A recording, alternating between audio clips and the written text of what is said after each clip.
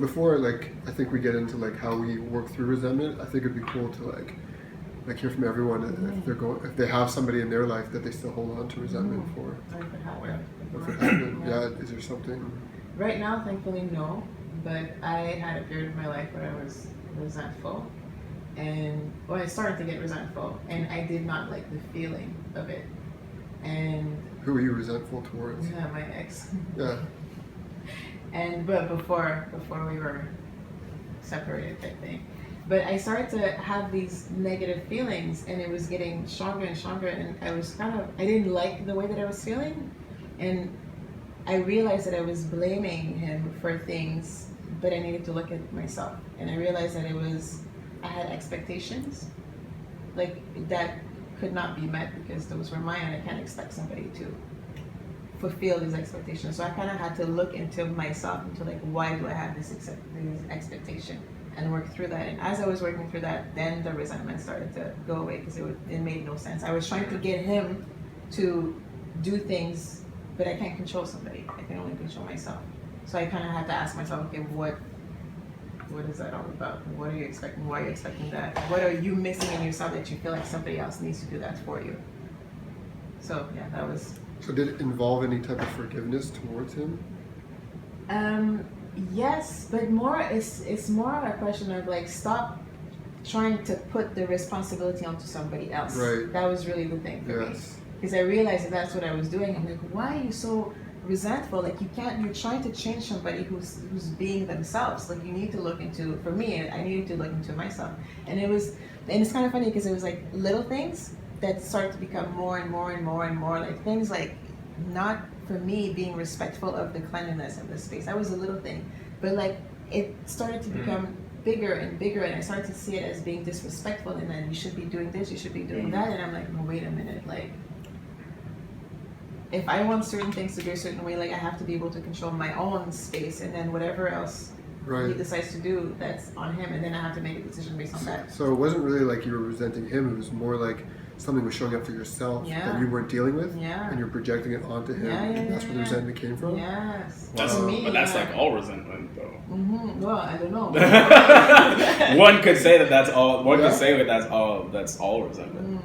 And if it is, I mean, that's a good lesson then, right? Because if you're aware of that, then you know how to deal with it. But like that depends on, I think, the person and what you're willing to take responsibility for and what you're not willing to take responsibility for. And like we've been on this path for like 3 years now in terms of self-awareness and personal development. And I don't know about you guys, but for me, everything that I've learned is about taking responsibility for how you show up and how you react and how versus like responding versus reacting. And again, those who are around you end up being a mirror for what your projection of the world, but that takes a certain amount of self-awareness and willing to take responsibility for you. Humbleness too. Yeah. They tell you somebody you resent is you're getting told that's your mirror. Yeah. It's like, and that, fuck that. So for me, that's like, it's totally interesting because like I think the people that I probably resented the most was my parents. Once I started to realize that like I wasn't necessarily aligned with the way that I was kind of like being raised and brought up. Like as I got older, I started to identify with certain things, and then as I kind of like moved out and then was doing my own stuff, I kind of realized that like the way that they saw the world and the way that they were doing things was different than the way that I kind of wanted to be.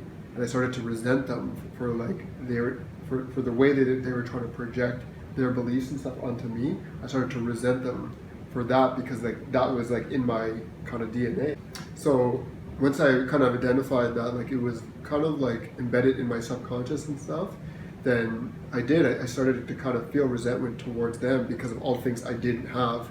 Because it got even broader than that, because I realized a lot of things that I was doing in my life was kind of like to counter everything they wanted from me.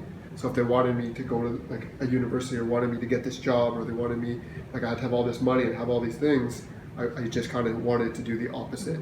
And I think that was because of all like the resentment I had toward them. I didn't want to like give in and like be that person they wanted me to be, so I rebelled and I just went in a totally different direction. Because it was probably also like the energy with that's brought, right? Like, and then, you know, expectations and all that kind of thing too. Like, if it's, you know, we talked about it on the call or whatever, but like you know, you wanting good for a person is like totally fine. You Exactly. like you demanding and projecting an expectation and onto them is for the exact same thing is a completely different experience for the other person. And I like what you just said, because that was one of my lessons. Once I kind of was able to identify that, like, your parents are just basically trying to do what's good for you the best way they know how. And once I was able to click into that and realize that maybe they were just doing the best that they could and they didn't even realize what they were actually doing, it kind of alleviated some of that resentment.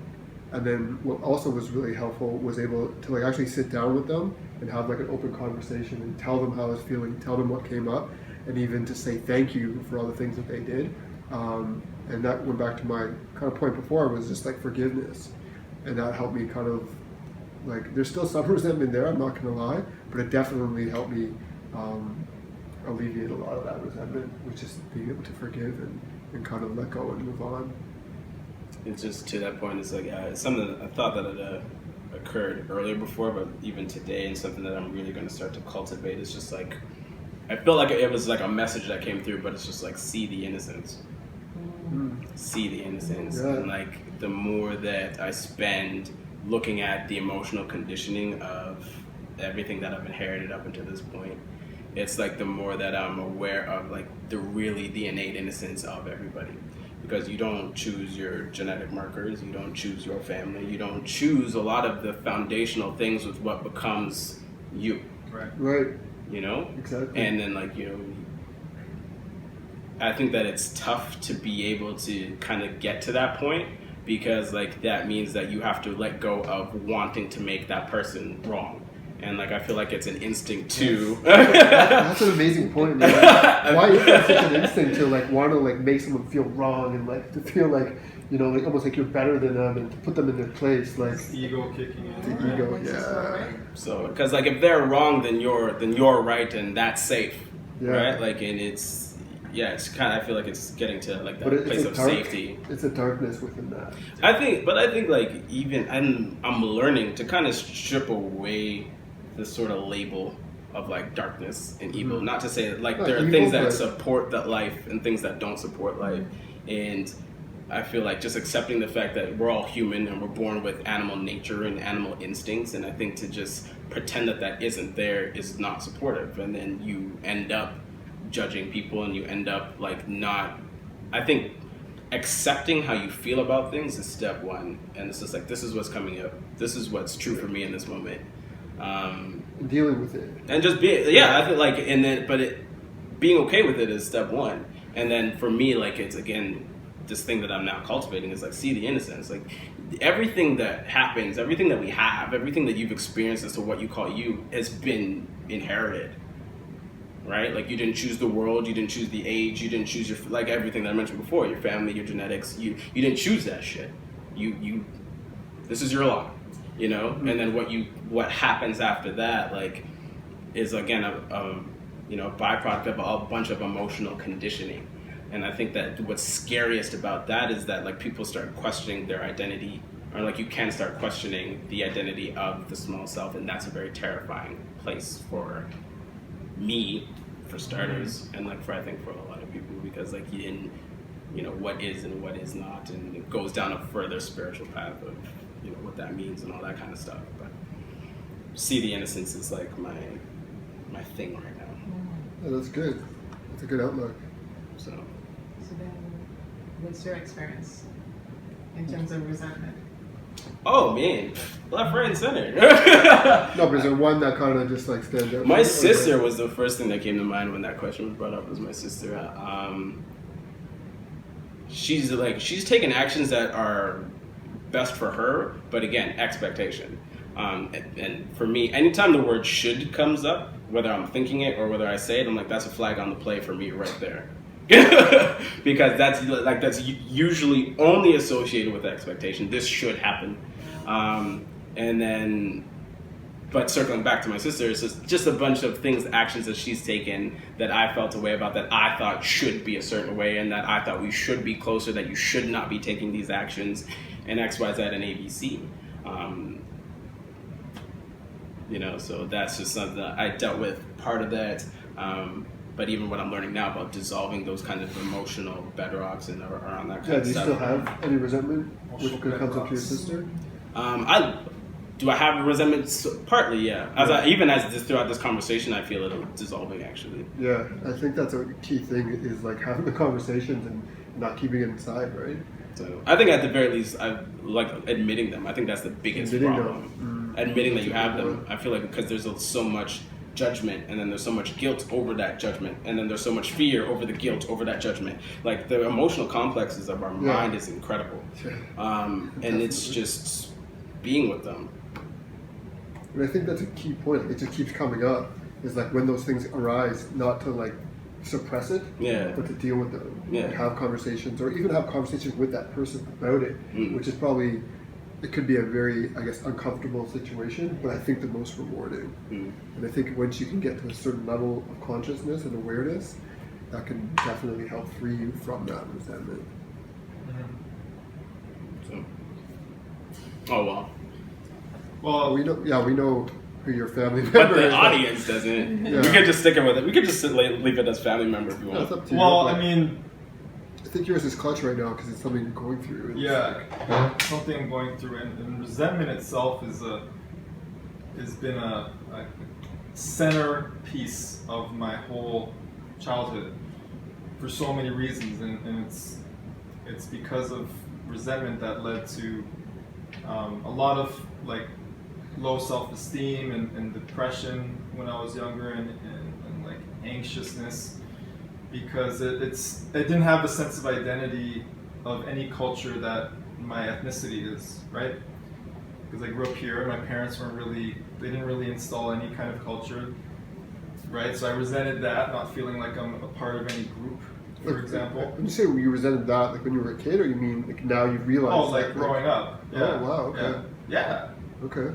I mean, and just trying to fit in and trying to find my way and not feeling accepted by any group led to a lot of resentment and not having a sense of identity. Also, right, with any of my heritage. The fact my parents both speak 5 languages each, and I only ever learned English. They only ever spoke to me.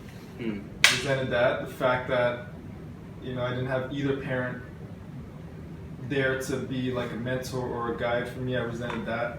Or I never got any help with school other than with my grandma sometimes. I resented so much. I resented that they weren't together. I resented my dad was never showing up. When I was a kid. Yeah, man. Oh, there's so much. The fact that we struggled all the time, and just things weren't easy when I was a child for me. So there's a lot. There's a lot of layers to it. So you've been carrying that around for like, I imagine, for years. I mean, I've worked on a lot, Yeah. individual by individual. It started with my dad, right? Letting go of a lot of it, developing some understanding and some compassion for why he was the way he was, like what you were just talking about earlier. Like how do we make people wrong for, right? But, or even just resenting him for not being the father that I felt would have been much more helpful to my development, right? Just a positive male role model. Same with my mom. So yeah, and I'm starting to unpack even more of that these days, right? Like I got a long way in terms of with my dad, with my grandma, who was abusive when I was a kid towards me, and now it's my mom that I'm working on right now, right? Yeah. So did you have conversations with your dad, your grandma, like before, obviously, about that this stuff? Yeah, like when you say you're working through it, what does that look like?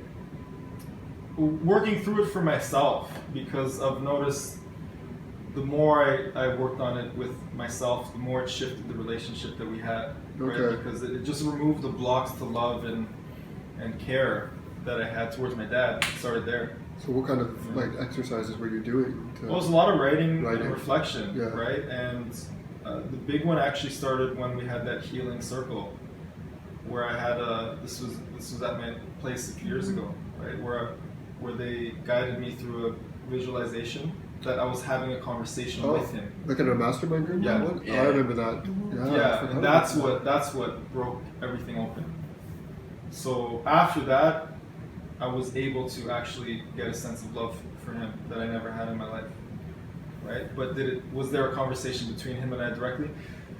I don't think he had the space for that. Or does there need to be? I mean, for your own healing. Well, that's evidently it doesn't. It doesn't. Yeah, because I just don't think he had the capacity to have that kind of conversation in this lifetime, and so I think it was mostly just on me to do the work